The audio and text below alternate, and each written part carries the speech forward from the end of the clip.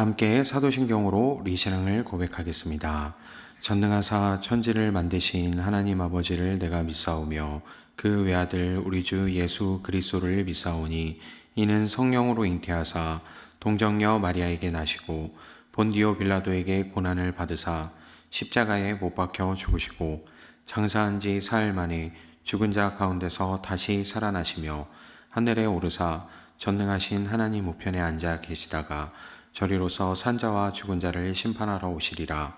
성령을 믿사오며 거룩한 공예와 성도가 서로 교통하는 것과 죄를 사하여 주시는 것과 몸이 다시 사는 것과 영원히 사는 것을 믿사옵나이다. 아멘. 함께 찬송 부르겠습니다. 함께 부르실 찬송 279장 인애하신 구세주여입니다.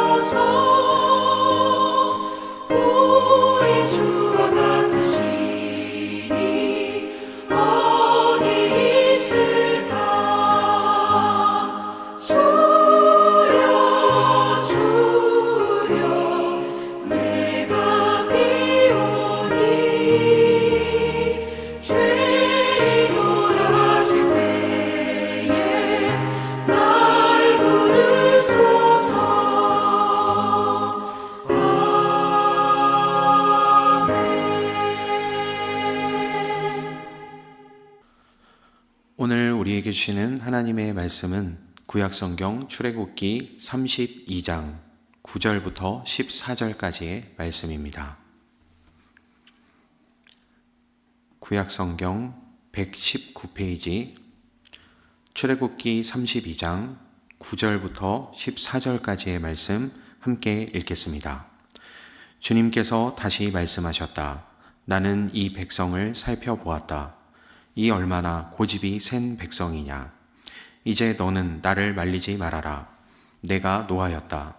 내가 그들을 쳐서 완전히 없애버리겠다. 그러나 너는 내가 큰 민족으로 만들어 주겠다. 모세는 주 하나님께 애원하였다. 주님, 어찌하여 주님께서 큰 권능과 강한 손으로 이집트 땅에서 이끌어 내주신 주님의 백성에게 이와 같이 노하십니까? 어찌하여 이집트 사람이 그들의 주가 자기 백성에게 재앙을 내리려고 그들을 이끌어내어 산에서 죽게 하고 땅 위에서 완전히 없애버렸구나 하고 말하게 하려 하십니까? 제발 진노를 거두시고 뜻을 돌이키시어 주님의 백성에게서 이 재앙을 거두어 주십시오.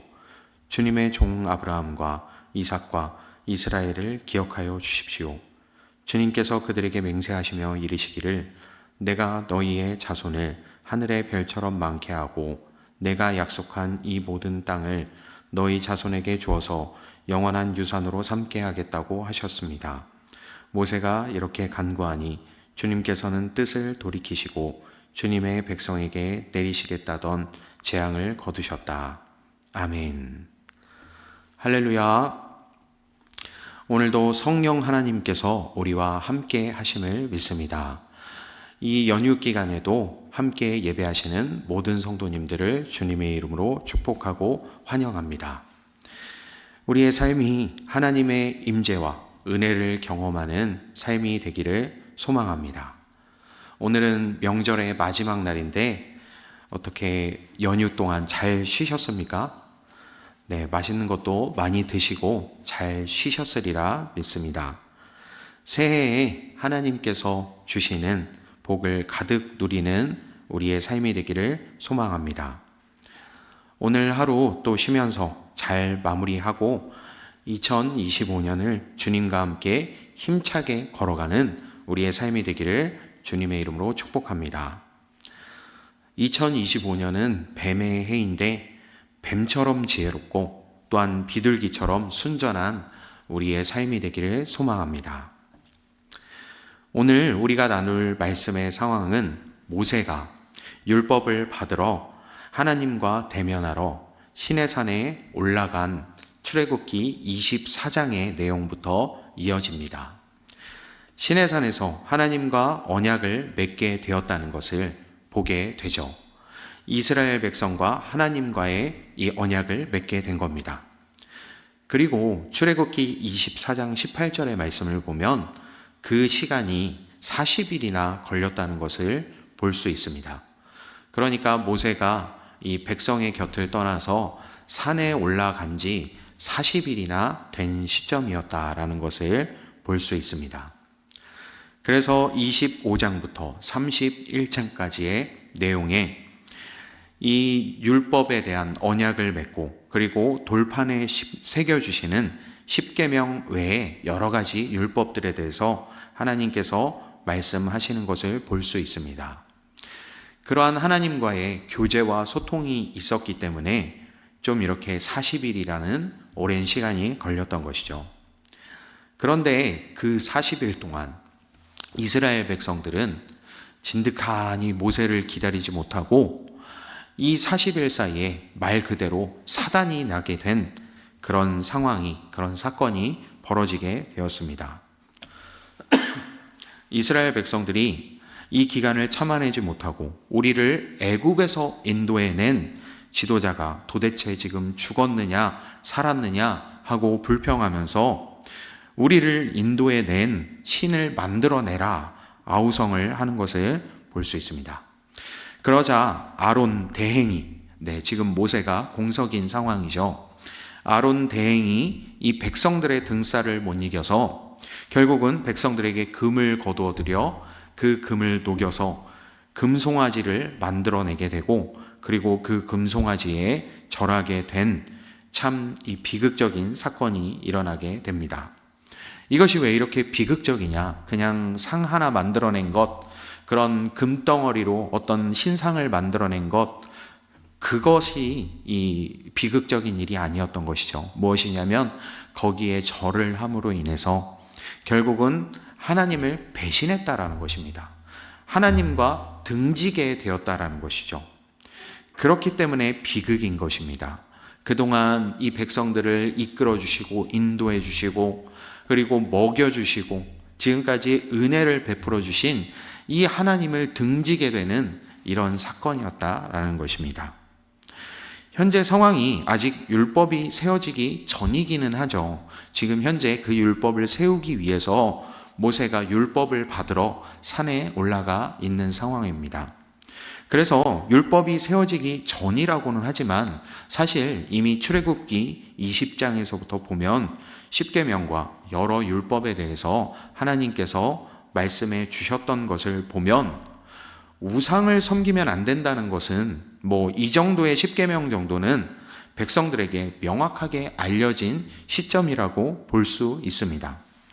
그래서 우상을 섬기면 안 된다라는 것, 그리고 우상에게 절을 하면 안 된다라는 것, 이것이 아직 제도화되지 않았을 뿐이지 분명히 하나님께서 이것을 싫어하신다라는 것을 백성들이 모르지는 않았을 것입니다. 그런데 참 이 사람 심보가 고약한 것을 보게 되죠.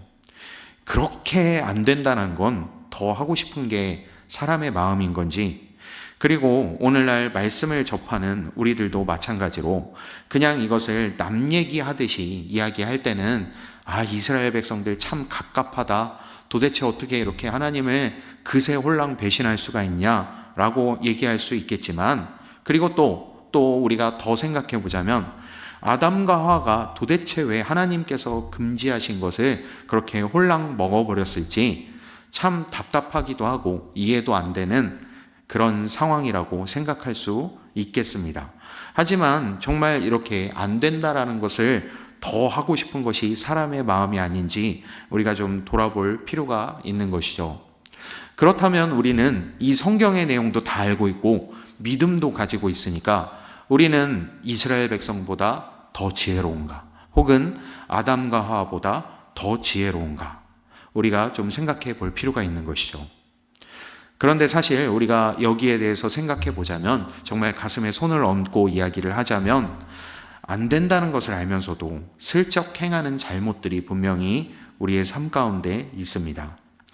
또 더 나아가서는 은근슬쩍 어떻게 한번 어겨보았는데 바로 하늘에서 날벼락이 떨어지지 않는 것을 보고 계속해서 양심을 문질러 가면서 그래 이 정도는 괜찮겠지, 남들도 다 하는 일인데 라고 생각하면서 나중에 회개하면 되지 라는 이 생각을 반복하며 그 죄악을 계속해서 저지르고 있지는 않은지 우리가 좀 돌아보아야 합니다.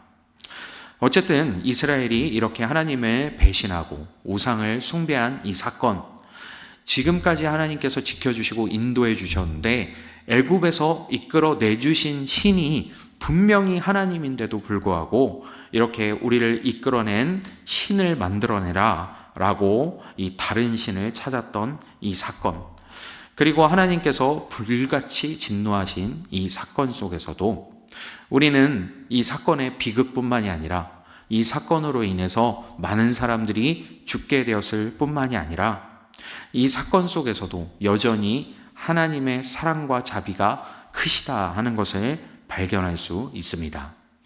오늘 말씀을 통해서 우리가 함께 살펴보고자 합니다. 먼저 첫 번째로 9절부터 10절까지의 말씀을 통해서 보면 하나님의 진노와 공의에 대해서 우리가 살펴볼 수 있습니다.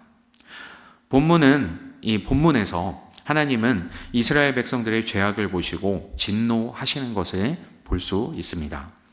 하나님께서 모세에게 이 백성들을 멸망시키시고 그리고 모세를 통해서 새로운 민족을 세우겠다고 이렇게까지 말씀하시는 것을 볼 수 있죠. 지금 현재 율법을 받으러 와 있는, 지금 나와 대면하고 있는 너를 제외한 모든 백성들을 다 죽이겠다, 완전히 리셋해버리겠다라는 그런 얘기였던 것입니다. 그래서 우리가 그냥 생각하기에 참 하나님이 너무 냉정하신 것 아닌가라고 이렇게 생각할 수 있지만, 그만큼 우리가 다른 측면에서 생각해 보자면 하나님의 공의로우신 성품에 대해서 생각해 볼 수가 있는 것이죠. 하나님께서는 직접 택하시고 직접 부르신 백성이라도 죄를 미워하시기 때문에 이 죄에 대하여 용납해 주시지 않기 때문에 공의로운 심판을 내리시는 분이라는 사실을 우리가 기억해야 합니다. 아까 말씀드린 것처럼 그냥 이 정도는 괜찮겠지, 남들도 다 하는 것이지 라는 생각으로 우리가 쓱쓱 양심을 문질러 가면서 계속해서 잘못을 반복하기에는 하나님께서는 아주 칼같이 공의로우신 분이라는 이 사실을 잊지 말아야 합니다. 또 한 가지 우리가 살펴보아야 될 것은 11절부터 13절까지의 말씀을 통해서 민족을 구원한 이 모세의 중보 기도를 살펴볼 수 있습니다. 하나님께서 다 죽이겠다고 했지만 모세는 하나님 앞에 나아가서 이스라엘 백성들을 위해서 중보 기도를 하는 것을 볼 수 있습니다. 모세는 하나님께 아브라함의 하나님, 이삭의 하나님, 야곱의 하나님, 이 조상들과 맺으셨던 언약을 다시 한번 상기시키면서 하나님의 사랑과 자비하심을 간구합니다. 하나님께서 이 약속을 잊으셨기 때문에 이렇게 불같이 진노하시고 다 없애버린다고 얘기하셨을까요? 분명히 아닙니다. 하나님께서는 약속을 뒤집는 분이 아니시죠. 약속을 반드시 지키는 분입니다. 모세도 이를 알고 있습니다. 하지만 앞서 말씀드린 하나님의 공의 때문에 도저히 죄악을 눈뜨고 볼 수 없는 하나님의 이 공의로우신 성품 때문에 이스라엘 백성이 지금 심판받을 위기에 처하자 모세가 기지를 발휘해서 하나님께 간청한 것이죠. 모세 덕분에 백성들은 또 기회를 얻게 될 수 있었습니다. 모세의 기도는 오히려 이 하나님의 사랑과 자비하심을 믿고 의지하는 기도의 본보기이다라는 것을 우리가 생각해 볼 수 있습니다. 그래서 우리도 기도할 때에 하나님의 사랑과 자비하심을 구하며 무엇보다도 신실하신 하나님의 약속을 의지하며 기도해야 합니다. 하나님의 말씀이 그대로 이루어질 것을 믿습니다. 현재의 나의 상황 가운데 하나님께서 개입하시고 하나님께서 내 삶을 다스리실 것을 믿습니다 하는 이 믿음을 가지고 신실하신 하나님을 의지하며 기도해야 합니다. 그리고 마지막으로 14절 말씀을 통해서 하나님의 자비와 사랑에 대해서 살펴볼 수 있습니다. 결국 하나님께서는 모세의 기도를 들으시고 이스라엘 백성을 멸망시키지 않으셨다라는 것을 볼 수 있는 것이죠. 여기서 우리는 하나님의 크신 자비와 사랑을 볼 수 있습니다.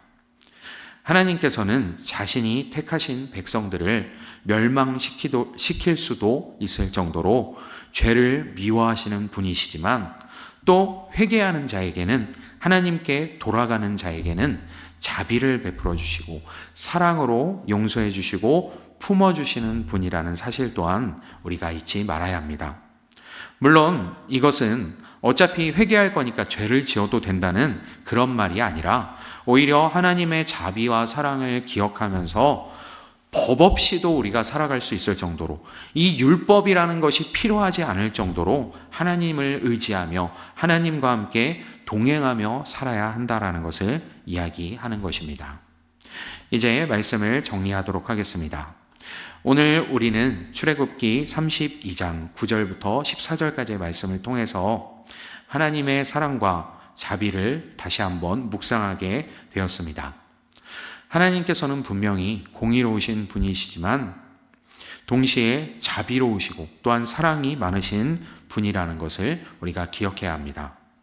그래서 우리가 죄를 범할 때에도 하나님의 사랑이 나에게서 떠나지 않는다는 사실을 기억하면서 나를 안타깝게 바라보시고 그리고 다시 돌아가게 된다면 이 자비를 베푸시고 변함없는 사랑으로 안아주신다는 사실을 기억하면서 우리의 삶을 돌아보며 날마다 하나님 앞에 다시금 나아가고 그리고 하나님의 사랑과 은혜 안에서 살아갈 수 있게 되어야 합니다. 오늘도 우리의 삶을 하나님께 맡겨드리며 크신 사랑과 은혜로 내 삶을 돌보시는 하나님께 우리의 삶을 온전히 의지하며 살아갈 수 있게 되는 저와 여러분의 삶이 되기를 주님의 이름으로 축복합니다. 잠시 기도하겠습니다. 사랑과 은혜가 충만하신 하나님 아버지 감사합니다. 오늘도 하나님의 사랑과 은혜로 우리를 돌보시고 인도하여 주신다는 사실을 다시 한번 기억하게 하심을 감사합니다. 말씀을 기억하면서 하나님께서 우리가 비록 연약할 때에도, 우리가 비록 죄가 있을 때에도 여전히 우리를 사랑하시며 돌보신다는 사실을 기억하면서 내가 무언가 잘못되었다고 느낄 때, 내가 무언가 길을 잘못 가고 있다고 느낄 때에 다시금 하나님 앞에 돌아가 우리의 마음을 돌이키고 하나님을 선택하고 붙잡을 수 있는 지혜와 용기를 허락하여 주옵소서. 오늘의 삶도 주님께 맡겨드리며 주님과 함께 동행하기를 소망합니다. 그리하여서 주님, 지금 이스라엘 백성들이 율법을 받게 되고 하나님과 언약을 세우는 이 장면을 우리가 묵상하고 있지만은 정말 우리의 삶이 율법 없이도 살아갈 수 있게 되는 하나님의 자녀로 온전히 설 수 있도록 주님 은혜 내려 주옵소서. 주께서 함께 하시고 우리의 삶을 책임져 주실 것을 믿습니다. 날마다 주님과 함께 동행하며 은혜 안에 살아가는 우리의 삶이 될 수 있도록 인도하여 주옵소서. 감사합니다. 우리 주 예수 그리스도의 이름으로 기도합니다. 아멘. 하늘에 계신 우리 아버지여, 이름이 거룩히 여김을 받으시오며 나라에 임하옵시며 뜻이 하늘에서 이룬 것 같이 땅에서도 이루어지이다. 오늘날 우리에게 일용할 양식을 주옵시고 우리가 우리에게 죄 지은 자를 사하여 준 것 같이 우리 죄를 사하여 주옵시고 우리를 시험에 들게 하지 마옵시고 다만 악에서 구하옵소서. 대개 나라와 권세와 영광이 아버지께 영원히 있사옵나이다. 아멘.